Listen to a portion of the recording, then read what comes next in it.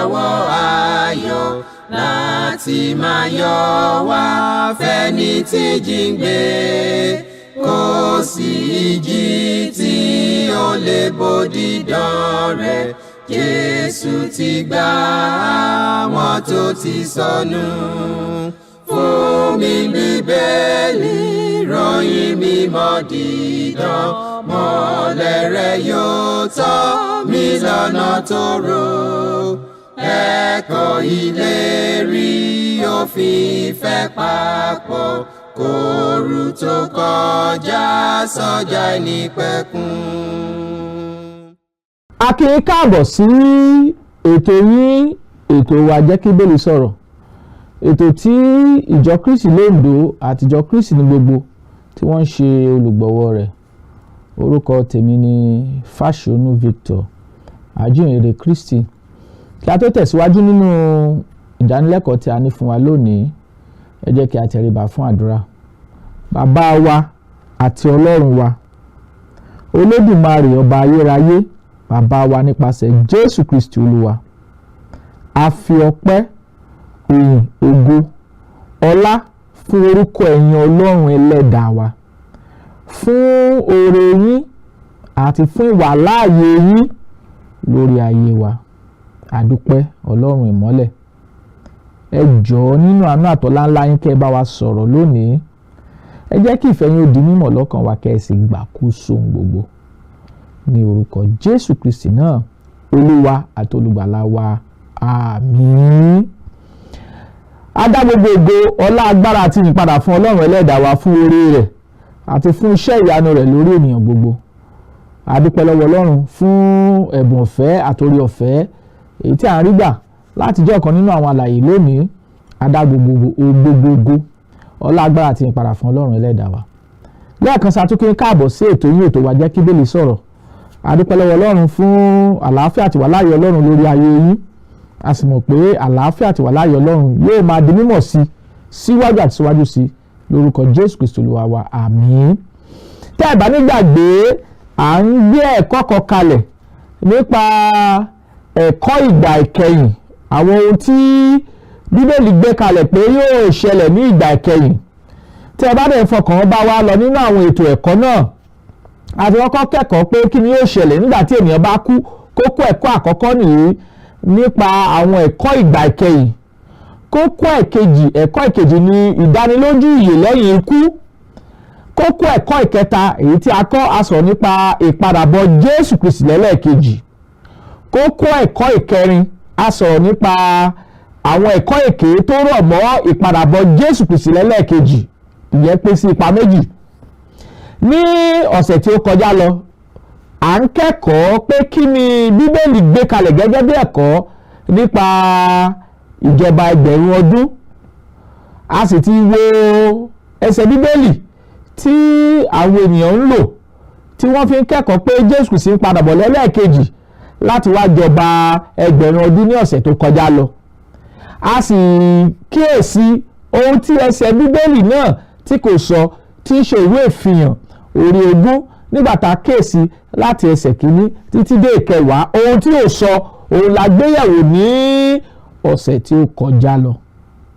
Lónìí a fẹ́ wá wo ohun tí ẹsẹ̀ Bíbélì yìí sọ, ìwé ìfihàn orí 20 láti ẹsẹ̀ kìíní sí ìkẹwàá. A fẹ́ wo ohun tó sọ, ohun tí ó gbé kalẹ̀ gẹ́gẹ́ bí ẹ̀kọ́ èyí tí àwa tí a bẹ láàyè lónìí kí a lè ní òye àtòrí ọ̀fẹ́ Ọlọ́run nípa ẹ̀kọ́ Bíbélì. A fẹ́ wo ohun tí ìwé ìfihàn orí 20 láti ẹsẹ̀ kìíní sí ìkẹwàá, a fẹ́ wo ohun tó sọ.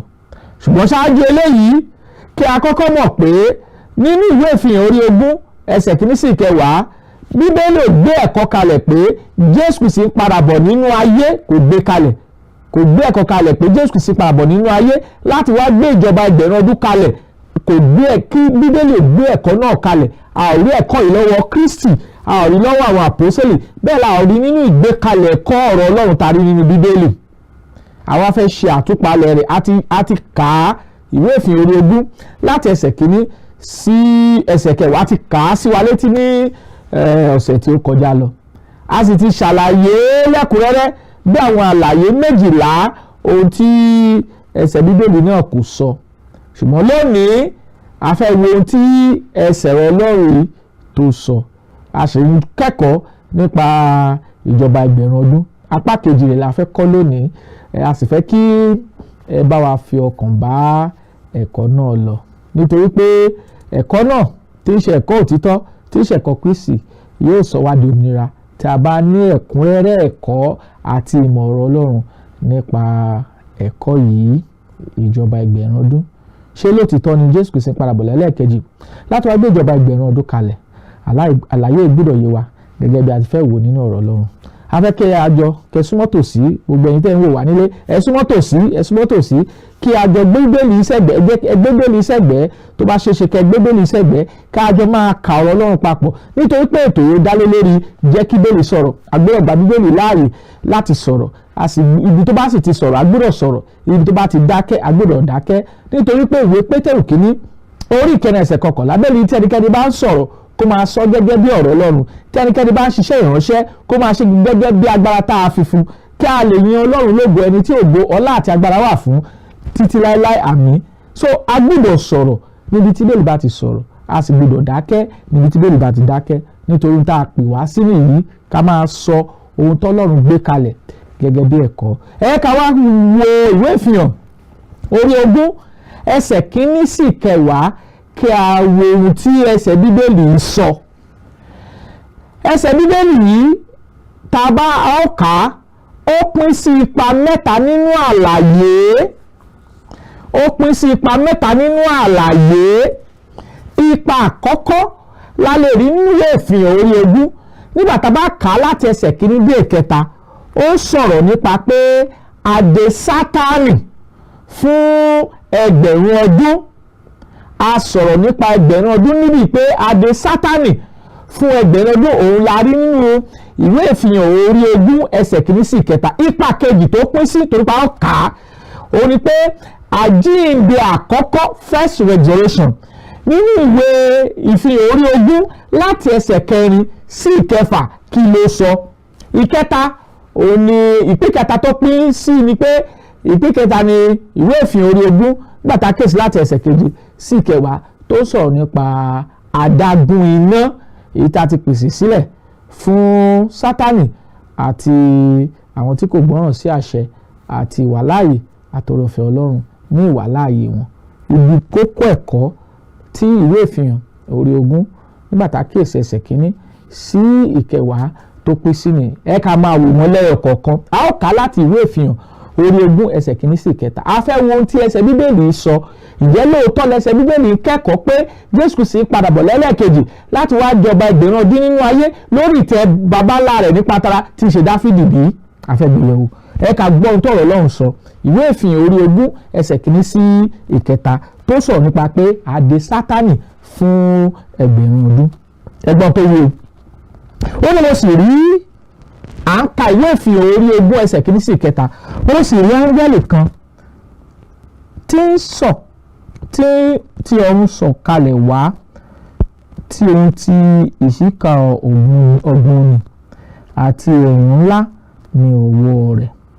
Ó sì di dírágónì náà mú, ejò àtijọ́ ni tí ń ṣe èṣù àti Sátánì. Ó sì dè é ní ẹgbẹ̀rún ọdún.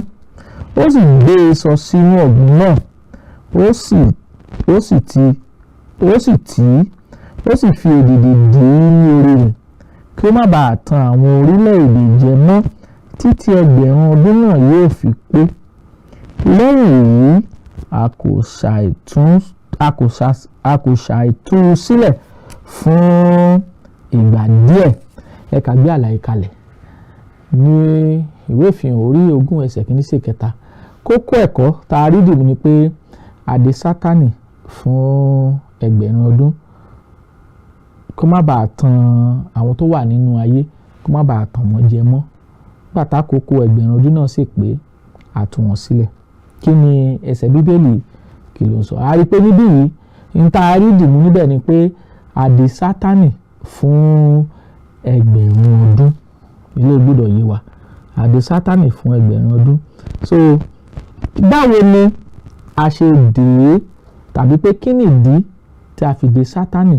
A rí ìdí tí a fi dè Sátánì nínú ẹsẹ̀ 3 tó sọ fún wa pé kí Sátánì kí ó má bàa lè tàn àwọn orílẹ̀-èdè jẹ mọ́ títí tí ẹgbẹ̀rún ọdún náà yóò fi pé. Ìdí àkọ́kọ́ tá a fi dè Sátánì.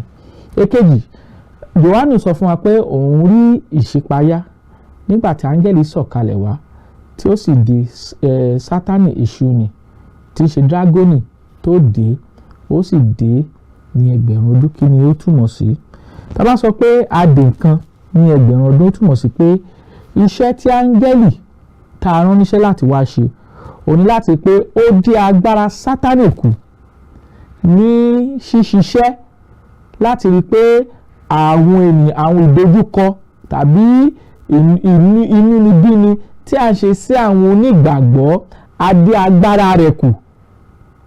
Ohun àkọ́kọ́ ìyẹn túmọ̀ sí pé iṣẹ́ tí áńgẹ́lì náà wá ṣe láti dí agbára Sátánì láti dínkù, láti má lè nípa, láti lè má lè ní àkóso lórí àwọn tó wà lórí ilẹ̀, àdínkù pátápátá. Tá bá sì ń sọ̀rọ̀ nípa ẹgbẹ̀rún ọdún, à ń sọ ó jẹ́ èdè àwọn olóyìnbá sọ pé symbolic. It is symbolic. Kì í ṣe nǹkan tá a lè sọ nípa tara. It's not something we can call literal. It is symbolic term. A dẹ̀ rí onírúurú àwọn èdè tá a lò nínú ìwé ìfihàn. The book of Revelation is apocalyptic in nature. Ìyẹn túmọ̀ sí pé gbogbo èdè tí a lò nínú ìwé ìfihàn ó jẹ́ èdè tó jẹ́ àfiwé ọ̀rọ̀ tí kì í ṣe gẹ́gẹ́ bí ọ̀rọ̀ náà ti rí. Tá a bá lo àwọn èdè ìṣirò numbers, ó túmọ̀ sí àfiwé. Ní ìwé ìfihàn orí 20, tá a bá ń sọ̀rọ̀ nípa ẹgbẹ̀rún ọdún, ó ń sọ̀rọ̀ nípa completion tàbí kí nǹkan jẹ́ pípé. Bí a ti dè Sátánì, a dè ní pípé láti má lè ní agbára lórí àwọn orílẹ̀-èdè mọ́, láti má lè jẹ́ ẹni tí yóò máa ṣe inúnibíni sí àwọn ènìyàn Ọlọ́run, táwọn ènìyàn ńlá sì ní ọ̀pọ̀lọpọ̀ oore ọ̀fẹ́ láti máa sin Ọlọ́run ní ẹ̀mí àti ní òtítọ́, tí ò ní sí ìdènà kan pé ẹnìkan dúró gẹ́gẹ́ bí ìjọba tó ń ṣàkóso pé kí àwọn èèyàn máa sin Ọlọ́run ní ìlànà Jésù Kristi. Ìyẹn tí ẹgbẹ̀rún ọdún tí ó túmọ̀ sí nìyẹn. A tún rí kà nínú, tá bá wo ìwé Dáfídì, tá bá wo ní 50, tá bá wo ó sọ̀rọ̀ ẹsẹ̀ 10, ó sọ àpèjúwe pé n tá pè ní ẹgbẹ̀rún ọdún à ń pè gẹ́gẹ́ bí ọ̀rọ̀ àpèjúwe. Psalm 50 verse 10 ó gbé àlàyé kalẹ̀. Ó sì túmọ̀ sí pé kí nǹkan ó pé. It is not a literal meaning. A ò lè fún ní ìtumọ̀ bí a ti rí. Ìwé ìfihàn were actually written in symbols. Kí àwọn tá a kọ̀wé sí kí a lè fi òye yé wọn. Àwọn tí a ò kọ̀wé sí kí ọ̀rọ̀ yìí kó má bàa yé wọn. Ìdí tí a fi kọ ìwé ìfihàn nìyí. A tún sọ fún wa pé a rí àwọn ẹsẹ̀ Bíbélì nínú ìwé ìhìnrere Matthew, Máàkù àti Lúùkù tá sọ̀rọ̀ nípa pé a dè Sátánì, èyí tí a kà kọ sílẹ̀ rẹ̀ nínú ìwé Matthew orí 12 nígbà tá a kíyèsí ẹsẹ̀ 25, Matthew chapter 12 verse 25 to 30. A dẹ̀ rí eléyìí nínú ìwé Máàkù orí 3 ẹsẹ̀ 20 sí 17 20 to 27. A dẹ̀ tún rí ìwé Lúùkù orí 11 nígbà tá a bá kíyèsí ẹsẹ̀ 14 sí ẹsẹ̀ 23 14 to 23. Àwọn ẹsẹ̀ Bíbélì ó ń ṣàlàyé nípa ọ̀rọ̀ tí Kristi sọ pé tí ẹni bá fẹ́ wá jalè nílé ẹnìkan, á kọ́kọ́ á di alágbára nì kó tó lè ráyè ṣe ohun tí ó bá fẹ́ ṣe. Kí ló dẹ̀ fà á? Àwọn ènìyàn ń sọ fún Kristi ní àkókò ìgbà wà láàyè rẹ̀ tó ń ṣiṣẹ́ ìrìn káàkiri pé ó ń lo ẹ̀mí Zébédébù, ó fi ń ṣe ọ̀pọ̀lọpọ̀ iṣẹ́ àmì àti iṣẹ́ ìyanu. Ó ní Kristi dá wọn lóhùn pé ó ní kò sí ẹni tí bí ìjọba bá dojú kọra wọn, ìjọba náà kò ní dúró. A kingdom divided against itself can never stand.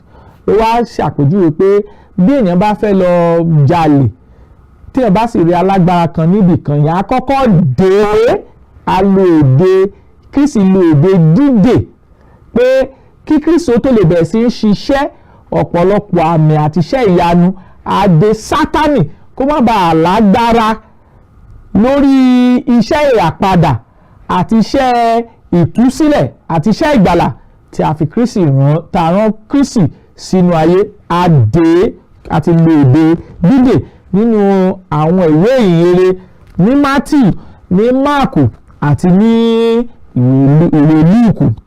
A sì sọ nípa pé binding of Satan ó bẹ̀rẹ̀ pẹ̀pẹ̀ pẹ̀lú pé bí a ti bí Jésù Kristi a rí pé ọ̀pọ̀lọpọ̀ àlàyé ni Ọlọ́run gbé kalẹ̀ pé ìbí Jésù Kristi kí a tó bí Jésù Kristi Sátánì gbógun kò fẹ́ ká bí olùgbàlà sínú ayé gẹ́gẹ́ bí ìwé Bíbélì tàrí nínú ìwé Mátíù tàrí nínú ìwé Máàkù àti Máàkù a rí pé àdè Sátánì nípa pé ìbẹ̀rẹ̀ pẹ̀pẹ̀ ìbí Jésù bí Kristi pàápàá fúnra rẹ̀ bí ó ti kú bí a ti sìnkú rẹ̀ bó sì ti jíǹde ní ìjọ kẹta ó fi ẹsẹ̀ wa múlẹ̀ nípa pé àdè Sátánì ní ìgbà tó kú tó jíǹde kúrò nínú òkú tán òun là gba agbára lọ́wọ́ Sátánì.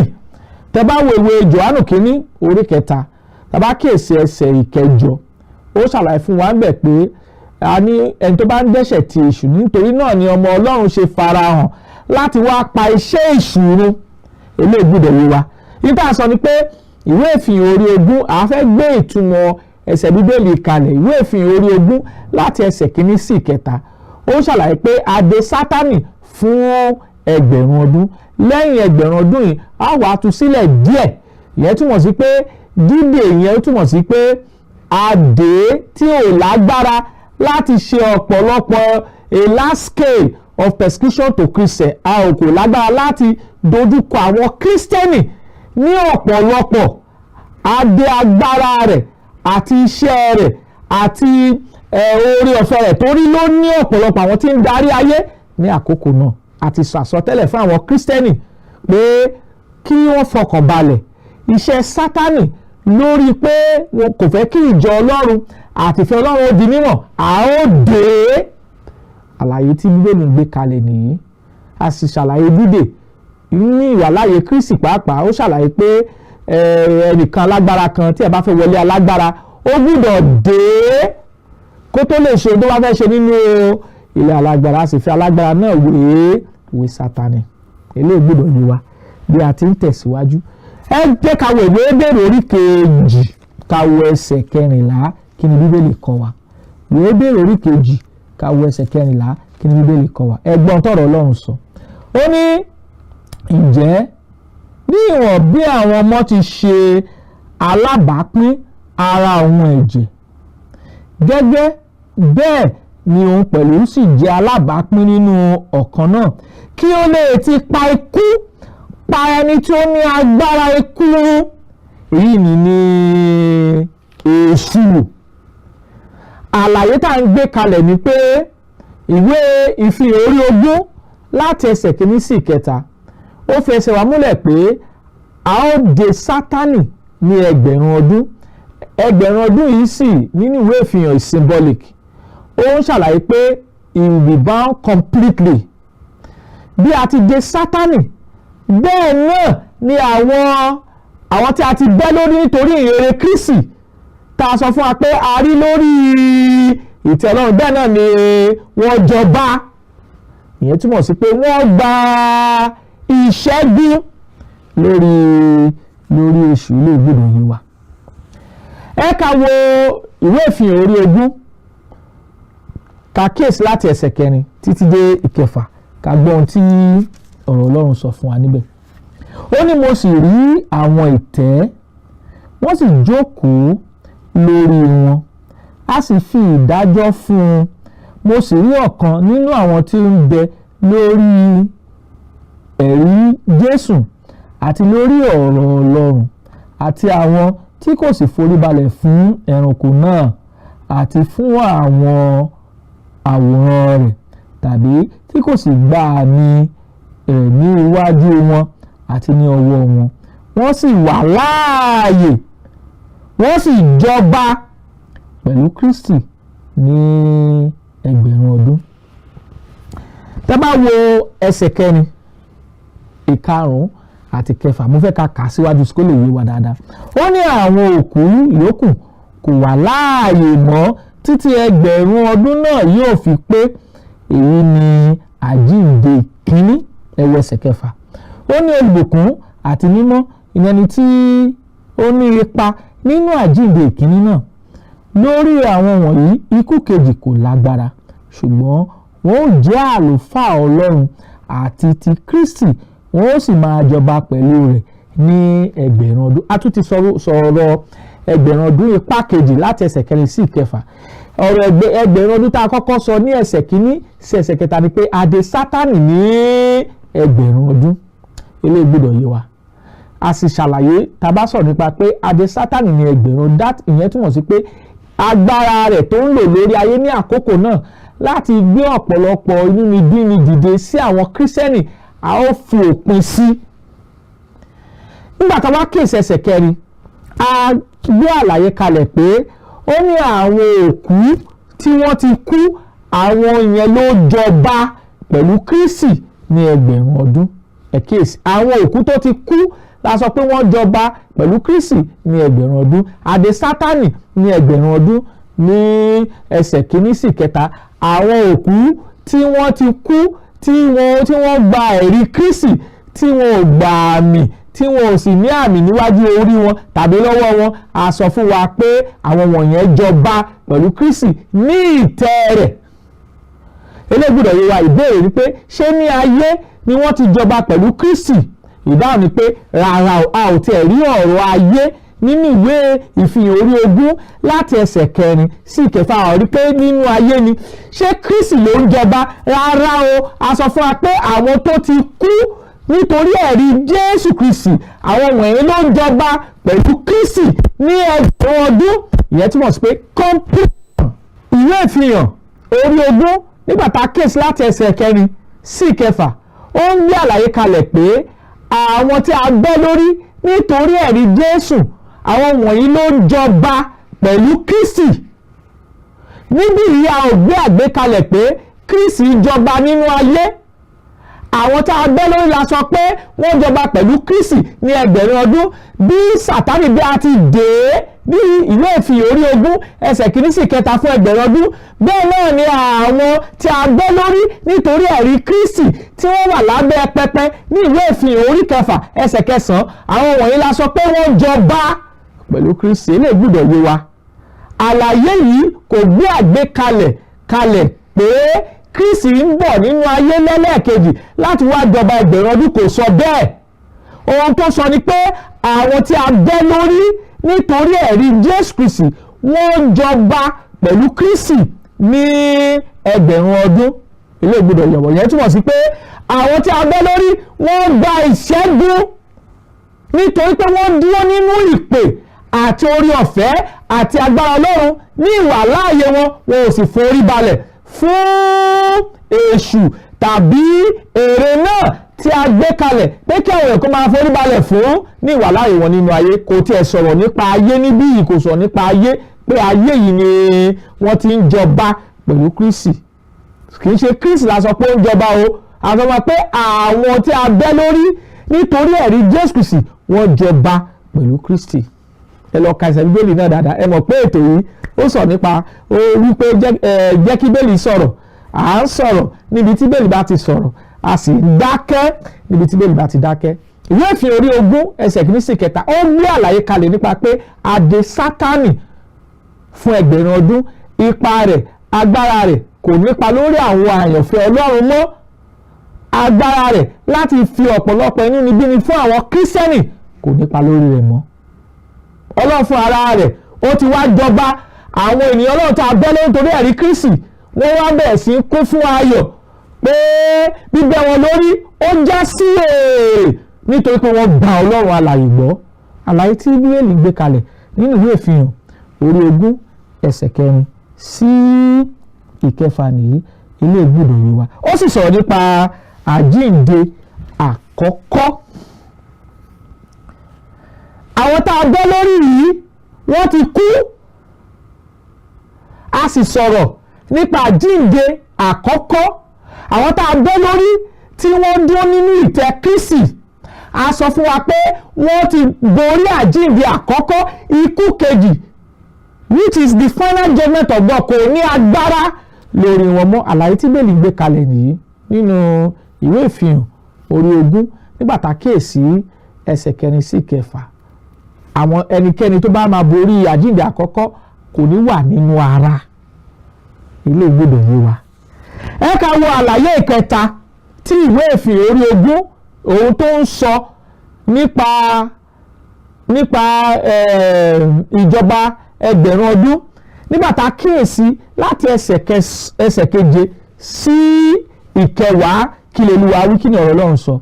Ó ní ìgbà tí ẹgbẹ̀rún ọdún náà sì pé a tú Sátánì sílẹ̀ kúrò nínú túbú rẹ̀, yóò sì jáde lọ láti máa tan àwọn orílẹ̀-èdè tí ń bẹ ní igun mẹ́rẹ̀ẹ̀rin ayé jẹ, Gógù àti Mágọ́gù, láti gbà wọ́n jọ sí ogun, àwọn tí iye wọn dàbí ìyànnìkú.